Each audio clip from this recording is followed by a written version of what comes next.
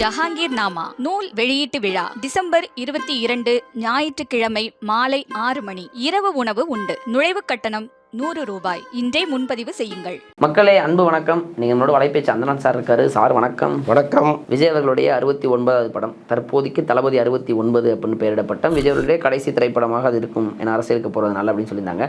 அந்த படம் ஒரு ரீமேக் படம் அப்படின்னு சொல்லிட்டு ஒரு செய்தி கிளம்பியிருக்கு. நீங்களும் பேசியிருக்கீங்க. என்ன நடந்தது, எதனால் இந்த காசிப்? இல்லை, பாலகிருஷ்ணா நடித்த ஒரு தெலுங்கு படத்தினுடைய ரீமேக் அப்படின்னு சொல்கிறாங்க. ஏன் அப்படி வந்துச்சுன்னா, அந்த ரீமேக் ரைட்ஸை இவங்க வாங்கி வச்சுருக்காங்க. விஜய் 69 படக்குழுவினர் அதை வாங்கி வச்சுருக்காங்க. அப்படி வாங்க வேண்டிய அவசியம் என்ன வந்துச்சு அப்படின்னா, அந்த கேவிஎன் நிறுவனம் இங்கே விஜயை சந்திக்கும் பொழுது அந்த இயக்குனரோட தான் வந்தாங்க. இந்த படத்தை இயக்கிய இயக்குனரோட தான் வந்தாங்க. அவர் இந்த கதையை ரீமேக் பண்ணலான்னு பேசும் பொழுது விஜய் என்ன சொன்னார்னா, இது அப்படியே ரீமேக் பண்ணுறதில்ல, எனக்கு விருப்பம் இல்லை, அதில் பல ஏரியாக்களை நீங்கள் மாற்ற வேண்டியதாக இருக்குது, அதெல்லாம் மாற்றிருங்க அப்படின்னு சொல்லும்போது அதுக்கு அவர் உடன்படலை. இல்லைங்க, நான் இதுக்கப்புறம் உட்காந்து இந்த ஸ்கிரிப்டில் ஒர்க் பண்ணி ஒருவேளை இந்த ஸ்கிரிப்ட் நாளைக்கு தப்பாக போயிடுச்சுன்னா நல்லா இருக்காது. அப்போ நான் என்ன எடுத்து அது அங்கே வெற்றி அடைஞ்சதோ அதை அப்படியே எடுக்கிறதுனா நான் டைரக்ட் பண்ணுறேன், இல்லைன்னா நான் கிளம்புறேன் அப்படின்ட்டு அவர் கிளம்பிட்டார். அதுக்கப்புறம் தான் எச்சி உணவத்தை உள்ளே கொண்டு வந்தாங்க. அப்பையும் விஜய்க்கு இந்த லைன் ரொம்ப பிடிச்சதுனால அவர் என்ன பண்ணார், இந்த லைனை மட்டும் எடுத்துக்கங்க, நீங்கள் ஏற்கனவே ஒரு கதையை உருவாக்கி வச்சதை இதுக்குள்ளே கொண்டு அடாப்ட் பண்ணுங்கள், இது ரெண்டையும் சேர்த்து நம்ம ஒரு படம் பண்ணுவோன்னு அவர் சொல்கிறார். ஓகேன்னு சொல்லி அப்படி தான் இந்த ரைட்ஸை வாங்கியிருக்காங்க. இதில் ஒரு குறிப்பிட்ட காட்சிகள் மட்டும் அந்த படத்தினுடைய காட்சிகள் இதுக்குள்ளே இருக்குது. ஸோ அதுக்காக மொத்த ரீமேக் ரைட்ஸையும் வாங்கி வச்சுருக்காங்க. இப்போ அந்த படம் அங்கே வெற்றி பெற்ற திரைப்படம் தானே சார்? ஒரு நல்ல வெற்றி அப்படின்னா தமிழ் ஆடியன்ஸுக்கு அது எடுக்கணுமா? ஏன்னா விஜயின் கடைசி திரைப்படமாக அது அமைவதற்கு ஒருத்தான ஒரு கதையா? ஏன்னா அந்த படம் பற்றி எனக்கு தெரியல. ஏன்னா இங்கே அரசியல் குறித்த கதையாக தான் இருக்கும். தேர்தல் நேரத்தில் வெளியாக போகிற இந்த கதை விஜய் அவருடைய அரசியல் வாழ்க்கைக்கு கண்டிப்பாக ஒரு பூஸ்டாக இருக்கும்னு நம்பப்படுது. அந்த மாதிரியான கதைக்கிழமை அந்த படம் இல்லை, அது ஒரு குடும்ப கதையாக தான் இருக்குது. அதில் ஒரு ஃப்ளாஷ்பேக் போர்ஷன் விஜய் சொல்கிறாரு. ஒருவேளை அந்த ஃப்ளாஷ்பேக் போர்ஷனில் அரசியலை வைக்க சொல்லி விஜய் சொல்லியிருப்பாரு என்னவோ தெரியல. பட் இது ஒரு குடும்ப கதை தான் சார். அதை நம்ம பொறுத்து தான் பார்க்கணும். புஷ்பா 2 திரைப்படம் 2 நாளில் கிட்டத்தட்ட 450 கோடி. அப்போ 3 நாளில் எப்படியும் 600 கோடியை தாண்டி அப்படின்னு வசூல் இன்னைக்கு போட்டுருவாங்கன்னு நினைக்கிறேன். இப்படி ஒரு 1000 கோடி அப்படிங்கிற ஒரு எதிர்பார்ப்பு இல்லாமல், ஏன்னா அவர்களுக்கே தெரியும் அப்படின்னா பட்ஜெட்டே 400 கோடியில் எடுக்கப்பட்ட ஒரு திரைப்படம். இந்த 1000 கோடி ஃபார்முலா தெலுங்கு சினிமாவுக்கு மீண்டும் மீண்டும் ஒர்க் அவுட் ஆகுது. எப்படி சார்? அதாங்க, அவங்கள்ட்ட இருக்கிற டெடிகேஷன், மக்கள் என்ன விரும்புகிறாங்களோ அதை சரியாக கொடுக்கணுங்கிற ஒரு ஆர்வம், இன்னொன்று அந்த கிராண்டியர். நீங்கள் நல்லா பார்த்தீங்கன்னா தெரியும், நம்ம படங்கள் பல கோடி செலவில் தயாரிக்கப்பட்டாலும் அதில் 90% நடிகர்களுக்கு சம்பளமாகவே போயிடுது. மிச்சம் 10% தான் ஸ்க்ரீனில் இருக்கும்.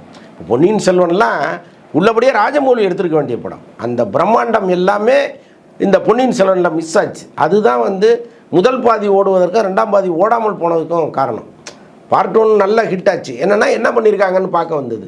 செகண்ட் பார்ட்டு ஏன் போகலைன்னா நீங்கள் அவ்வளோ புவராக பண்ணது.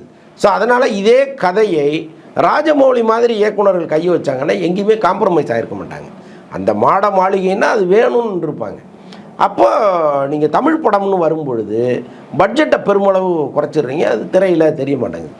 இந்த மாதிரி படங்களில் நீங்கள் புஷ்பாலாம் போய் பாருங்கள், அப்படி அவ்வளோ ஒரு கிராண்டியராக இருக்கும் ஸ்க்ரீனு. அதே மாதிரி அவங்க அதுக்கான டெடிகேஷனாக உழைக்கிறது உயிரை கொடுத்து உழைக்கிறாங்க. அந்த அல்லர்ஜுனுடைய கேரக்டர்லாம் நீங்கள் ஃபைட்டு, டான்ஸு அதெல்லாம் பார்த்தீங்கன்னா அவ்வளோ உயிரை கொடுத்து பண்ணியிருக்காரு அவர். அந்த டெடிகேஷன் இங்கே இருக்குமான்னா கொஞ்சம் அந்த அளவுக்கு இல்லாமல் இருப்பதுங்கிறத நம்ம ஒத்துக்கிட்டு தான் ஆகணும். ஸோ இதெல்லாம் சேர்ந்து தான் தமிழ் படம் 1000 கோடிங்கிறதெல்லாம் கனவாக இருக்குது. பட் அவங்க ஈஸியாக ரீச் பண்ணிட்டு போயிட்டே இருக்காங்களே. டெடிகேஷன் அப்படிங்கிறது இங்கே இருக்க தமிழ் சினிமாவில் இருக்கக்கூடிய சில ஹீரோக்களும் 200% டெடிகேஷன் தர்றாங்க. அந்த கதையில் தலையீடு, கதையில் மாற்றம் அப்படிங்கிற ஒரு விஷயம் கூட பெரிய ரோல் ப்ளே பண்ணுதா சார்? இல்லை, அல்லு அர்ஜுனும் கதையில் தலையிடுறாரு, அது ஒர்க் அவுட் ஆகுது. இவங்க தலையிடுறது ஒர்க் அவுட் ஆக மாட்டேன். இன்னொன்று, இந்த படத்தினுடைய இயக்குனர் பேசிக்கலாகவே ஸ்டோரி ரைட்டர் அவர். ஸோ அதனால் அவரால் இன்னும் திரைக்கதையை வலுவாக கொடுக்க முடியுது. இங்கே அப்படி இல்லையே. ஒரு நல்ல கதையாசிரியர்கிட்ட கதை கூட வாங்க மாட்டேங்கிறாங்க. ஏதாவது ஒரு ஹாலிவுட் படத்தை பார்த்து அதை ரீமேக் பண்ணணும்னு நினைக்கிறாங்க. அப்போ முதல்ல நம்ம மண்ணின் மனமே அந்த படத்துக்குள்ளே இருக்க மாட்டேங்குது. ஒரு ஹாலிவுட் படத்தை வாங்கி நீங்கள் லோக்கலைஸ் பண்ணும் பொழுது அதுவும் இல்லாமல் இதுவும் இல்லாமல் அனாதையாக போயிடுது. அது ஸோ அதெல்லாம் பிரச்சனைகள். அது ஆடியன்ஸோட கனெக்ட் ஆகாமல் போயிடுது அப்படின்றது தான் உண்மையாக இருக்குது சார். ஏஆர் ரகுமான் அவர் வந்து அந்த விவாகரத்துக்கு பிறகு நிறைய தேவையில்லாத காசிப்ஸ்களை பேசி தள்ளினாங்க. அதுக்கெல்லாம் முற்றுப்புள்ளி வைக்கும் விதமாக அவர்கள் தரப்புலேருந்தே சொன்னாங்க, தயவு செய்து மாதிரிலாம் பேச மறுபடியும் கிளப்பிட்டு 1 வருடம் ஏஆர் ரகுமான் சினிமாவிலிருந்து ஓய்வு எடுக்கிறான்னு ஒன்று போட்டு விட்டாங்க. அதுக்கு அவங்க மகள் வேற காட்டமாக பதில் சொல்லியிருக்காங்க. ஏன் திருப்பி திருப்பி அவரை சுற்றி இந்த கான்ட்ரவர்ஷியல்? அதாவது ஏஆர் ரகுமான் வந்து முன்னை விட பிஸியாக இருக்கார் இப்போ. நீங்கள் பார்த்தீங்கன்னா இப்போ இந்த பெரிய ஸ்டுடியோ ஒன்று இங்கே வச்சுருக்காரு. இது இல்லாமல் ஒரு மிகப்பெரிய கார் நிறுவனம் வந்து அவருக்கு சில பொறுப்புகள்லாம் கொடுத்துருக்காங்க. அதில் என்னென்னா அவங்களுக்கு மட்டுமே பிரத்யேகமாக நீங்கள் அந்த காரை திறந்தீங்கன்னா ஒரு மியூசிக் வரும், நீங்கள் உள்ளே உட்காந்திங்கன்னா ஒரு மியூசிக் வரும், உங்கள் மனநிலைக்கேற்ப மியூசிக் அது மாற்றிக்கும். ஸோ அந்த மாதிரி விஷயங்கள்லாம் வந்து அந்த கார் நிறுவனம் பண்ண போகுது. இப்போ அந்த விஷயத்தில் ஏஆர் ரகுமான் வந்து தன்னுடைய முழு இதையும் போட்டிருக்காரு, உழைப்பையும் அதில் போட்டுக்கிட்டு. ஸோ அப்படி வந்து எந்நேரமும் இசைன்னு ஓடிக்கிட்டு இருக்கிற ஒரு மனிதன் ஏன் வந்து 1 வருஷம் பிரேக் எடுத்துக்கணும்? அதுக்கு அவசியமே இல்லையே. இது வந்து இதெல்லாம் தானாக கிளம்புன வதந்திகள் தானே தவிர, அவரை வந்து அவர் முதுமை வேணால் பிரிக்கலாமே தவிர இசையிலிருந்து வேற எதுவுமே அவரை பிரிக்க முடியாது. இசை புயலுங்கிற பட்டம் இந்த இசையை அவரிடமிருந்து பிரிக்கவே முடியாது. ஏன்னா அவரா குடும்பத்தை தாண்டி இசையை நேசிக்கிறதால தான் அந்த பிரச்சனைகளே வந்ததாக சொன்னாங்க. பட் தேவையில்லாத இருக்காங்க சார். சமந்தா அவர்களுடைய முன்னாள் கணவர் அப்படிதான் சொல்லணும், நாக சைத்தன்யா 2003 நடந்து முடிஞ்சது. அதுக்குள்ளேயே உங்களுக்கே தெரியும், கொடுக்க வந்த ஜீவானம்சம் இத்தனை 1000 கோடி, அதை தூக்கி எறிந்த சமந்தா, நள்ளிரவில் நடந்தது என்ன, கூப்பிட்ட அமைச்சர்னு உங்களுக்கு பல செய்திகள் எனக்கு தவிர்க்க முடியாது. இருந்தாலும் அது ஒன்றாக நிறைய வந்தது. அந்த அமைச்சர்கள்லாம் அங்கக்கூடிய அரசியல்வாதிகள் வந்து சமந்தாவை வந்து அழைப்பு விடுத்தாங்க, அதனால் நடந்த குடும்ப சண்டைலாம் ஒரு அமைச்சர் பேசி விட்டு போனாங்க சார். இதுக்கு நடுவில் சொத்துக்காக நாக சைத்தன்யா இப்போ அந்த பொண்ணை கல்யாணம் பண்ணியிருக்காங்க அப்படின்னு சொல்லிட்டு, அது அந்த 2 சோபிதா அவங்களா சொத்துக்காக கல்யாணம் பண்ணியிருக்காங்க. அவனுக்கு இதெல்லாம் ரொம்ப கேட்குறதுக்கே அருவருப்பாக இருக்குங்க.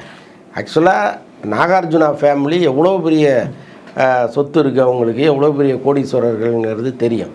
இன்னொன்று, அவங்க வந்து பணத்துக்காக ஒரு விஷயத்தை எந்த காலத்துலேயும் செய்ய மாட்டாங்க.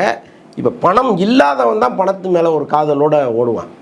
பணம் இருக்கிறவன் அப்படி ஓட வேண்டிய அவசியமே இல்லை. அதுவும் தன் குடும்ப வாழ்க்கையை அடகு வச்சுட்டு ஓடணும்னு அவசியமே கிடையாது. அப்போ காதல் தானே தவிர அதை தாண்டி அவங்க அவ்வளோ பணம் வச்சுருக்காங்க அதனால் அவங்களோட போய் சேருவோம் அப்படிங்கிற எண்ணம் எல்லாம் சத்தியமாக வரவே வராது. இப்போ நம்மளை மாதிரி மிடில் கிளாஸ் வெளியிலேருந்து பார்க்குறோம்ல, அவ்வளோ கோடியா, இவ்வளோ கோடியா, நமக்கு தான் அது தோணும். பட் அவங்களுக்கு அப்படிலாம் அவசியமே இல்லை. அதுவும் நாகார்ஜுன் ஃபேமிலிலாம் ரொம்ப ரொம்ப வசதியானவர்கள். அவங்க காசுக்காக இப்படி ஒரு இழிவான வேலையும் செய்யவே மாட்டாங்க. இதற்கு பின்னால் இருப்பது வெறும் காதல் மட்டும். எனக்கு சில விஷயங்களை கிளாரிஃபை பண்ணல. இன்னொரு நேரத்தில் நீங்களே பேசியிருந்தது, சிவராஜ்குமார் வந்து புற்றுநோயால் அவதிப்பட்டு, நீங்கள் அதை முன்பே சொல்லியிருந்தீங்க, ஒரு வெளியிடாமல் சொல்லாமல் சொல்லியிருந்தீங்க. அதுக்கு பிறகு செய்தியாக வெளியே வந்துடுது, புற்றுநோயால் அவதிப்பட்டிருக்காரு, அவர் சிகிச்சைக்காக போகிறான்னு. அவருடைய சொத்துக்களில் பெரும்பகுதியை அனாத ஆசிரமங்களுக்கு எழுதி வைத்ததாக ஒரு செய்தி. என்ன நடந்தது? அதான் அதையும் ஒன்றா ஒரே நேரத்தில் முடிச்சு போட்டு பார்க்குறாங்க. அது தவறு. ஆக்சுவலாக கேன்சர்லாம் வருவதற்கு முன்னால் அவர் எழுதி வச்சது அது. இப்போ அந்த வேலையை அவர் பண்ணலை.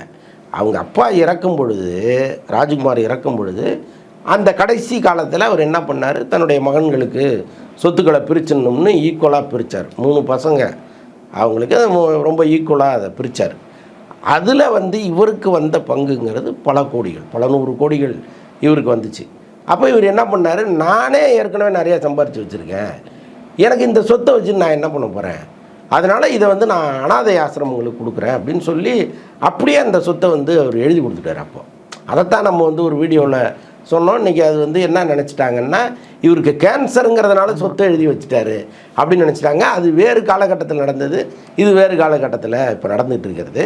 இவருக்கு ஒரு 6 மாதத்துக்கு முன்னாடியே டயக்னோஸ் பண்ணிட்டாங்க கேன்சருங்கிறத. அதற்கப்புறம் தான் ஒரு ரவியரசோட ஒரு படம், தமிழ் படம் பண்ணுறதா இருந்துச்சு. அவரை கூப்பிட்டு, எனக்கு இந்த மாதிரி கேன்சர்ப்பா, நீ வந்து வேறு யாராவது ஒரு ஹீரோ வச்சு பண்ணு, நான் அமெரிக்கா போனேன்னா வரத்துக்கு ஒரு 6 மாதம் ஆகும்னு அவர்கிட்ட சொல்லிவிட்டு, நான் வேணா உனக்காக தனுஷ்கிட்ட பேசவா, நீ போய் தனுஷை பார்க்குறியான்லாம் கேட்டிருக்காரு. இப்போ எந்த ஹீரோவும் அப்படி சொல்லவே மாட்டாங்க. நல்லா எனக்கு டேட் இல்லைப்பா கிளம்புப்பான்டுவாங்க, அவ்வளோதான். நான் இன்னார்கிட்ட சொல்கிறேன், நீங்கள் போய் பாருங்கன்னு சொல்கிற அளவுக்கு ஒரு இளைய மனிதரெல்லாம் அவர் இருந்திருக்கார் சிவராஜ்குமார். ஸோ அதனால் அந்த கன்னட ஃபிலிம் இண்டஸ்ட்ரியில் அவரை பற்றி ரொம்ப அற்புதமாக பேசுகிறாங்க. அவர் அப்படி ஒரு மனுஷனை நீங்கள் பார்க்கவே முடியாதுங்கிற அளவுக்கு பேசுகிறாங்க. எல்லாருடைய பிரார்த்தனையும் அவர் வந்து எப்படி உற்சாகமாக போனாரோ அதே உற்சாகத்தோடு அவர் திரும்பி வந்துடணும்னு நினைக்கிறாங்க. ஏன்னா அந்த கேன்சருங்கிறது ரொம்ப ஏர்லியர் ஸ்டேஜாகவே கண்டுபிடிச்சிட்டாங்க போல. ஸோ அதனால் டக்குன்னு அவர் போகிறாரு, சரி பண்ணிட முடியுங்கிற நம்பிக்கையில் அவர் போகிறாரு. சரி பண்ணிட்டு வந்துட்டாருன்னா எல்லாருக்குமே பெரிய ஹாப்பி. அதாவது கேன்சரை முன்கூட்டியே முதல் நிலையிலே அறிஞ்சதுனால அவர் சிகிச்சைக்கு போகிறார். எவ்வளவு காலம் சிகிச்சை சார்? ஏன்னா இங்கே ஜெயிலருங்கிற ஒரு படத்தின் மூலியமாக சிவராஜ்குமார் அனைவருக்கும் பரிச்சயமான முகமாக தேடப்படுறாரு, அதற்கு பிறகு தெரிய வருது. ஆனால் அந்த படம் தான் அவருக்கு ஒரு பெரிய ஒரு தமிழ் ஆடியன்ஸில் ஒரு பெரிய பேர் வாங்கின ஒரு படமாக அமைஞ்சது. எவ்வளவு காலம் அங்கே சிகிச்சை? இப்போ ஜெயிலர் படத்தில் அவர் எப்படி மறுபடியும் வருவார்? ஜெயிலர் படம் இன்றைக்கி வலைப்பேச்சில் அந்த தகவலை நாங்கள் சொல்லியிருக்கோம். கிட்டத்தட்ட 13 மாதம் அவர் டேட்டு கேட்டிருக்காரு அந்த படத்தை முடிக்கிறதுக்கு. நெல்சன் மார்ச்சில் தான் ஷூட்டிங் போகிறாங்க. மார்ச்லேருந்து 13 மாதம்னா அடுத்த ஏப்ரலுக்கு தான் அந்த படம் திரைக்கு வரப்போகுது. அப்போது சிவராஜ்குமார் வந்து 6 மாதத்தில் இங்கே வந்துடுறாரு. வந்த பிறகு அவரை படத்துக்குள்ளே கொண்டு வரதுங்கிறது ஒரு பெரிய பிரச்சனையாக இருக்காது. ஸோ அதனால் சிவராஜ்குமார் இருக்கார் அதில். இப்போ 13 மாதம் டேட்னா ரஜினி சார்ட்டே 13 மாதம் டேட்டா? டோட்டலாகவே இந்த படத்தை முடிச்சு கொடுப்பதற்கு எனக்கு 13 மாதம் டைம் வேணும்னு கேட்டார் அவன். ஸோ அதனால் வந்து அப்படி ரசித்து எடுப்பார். இப்போ இந்த ஜெயிலர் 2 ப்ரோமோ ஷூட் ஒன்று பண்ணுறேன்னு சொன்னாங்களே சார், ஐ மீன் ரஜினி சாருடைய பர்த்டே அன்னைக்கு ரிலீஸ் ஆகுங்க சொல்லியிருந்தாங்க. அது என்ன ஆச்சு சார், நடக்குதா? அது வருது, ஷூட் பண்ணியிருக்காங்க. இப்போ பிறந்தநாள் என்ற ஒரு விஷயம் காத்திருக்கு. நேரம் கொடுத்ததற்கு பதிலை கொடுத்ததுக்கு நன்றி சார். நன்றி.